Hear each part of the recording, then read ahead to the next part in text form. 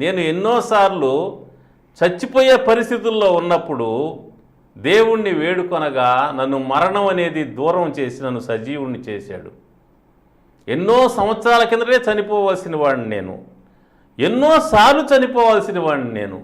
ఒకానొక సమయంలో నా శరీరంలోంచి నా ఆత్మ శరీరాన్ని వదిలిపెట్టి పైకి వెళ్ళిపోతున్న పరిస్థితిలోకి వెళ్ళాను నేను.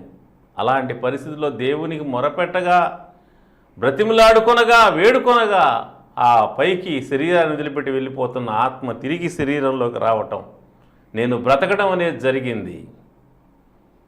భయంకరమైనటువంటి అనారోగ్యం, గొంతులో గడ్డలేసి అది క్యాన్సర్ అని డాక్టర్ గారు అనుమానం వ్యక్తం చేసిన పరిస్థితులు, శరీరం అంతా ఎండిపోయిన పరిస్థితి, ఆకలి లేని పరిస్థితి, నిద్రరాని పరిస్థితి, ఇక బ్రతుకుతాననేటువంటి ఆశ లేని పరిస్థితి, చచ్చిపోతానని కన్ఫర్మ్ అయిన పరిస్థితుల్లో, డాక్టర్లు మా వల్ల కాదని చేతులెత్తేసిన పరిస్థితుల్లో, ఎందరు వచ్చి ప్రార్థన చేసినా కూడా నయం కాని పరిస్థితుల్లో దేవుడు పాదాలు పట్టుకొని, ప్రభువా నువ్వు యుగయుగంలో సజీవంగా ఉన్న దేవుడు, నువ్వు చచ్చిపోయిన వాడివి కాదు, సజీవంగా ఉన్నావు, నా ద్వారా ఎన్నో అద్భుతాలు చేశావు, ప్రపంచంలో అనేక మంది జీవితాల్లో నువ్వు ఎన్నో అద్భుతాలు చేశావు, ఈ సమయంలో నువ్వే నన్ను బ్రతికించాలని ఆయనకు మొరపెట్టినప్పుడు నన్ను ఆయన స్వస్థపరిచాడు, నన్ను బాగు చేశాడు, బ్రతికించాడు.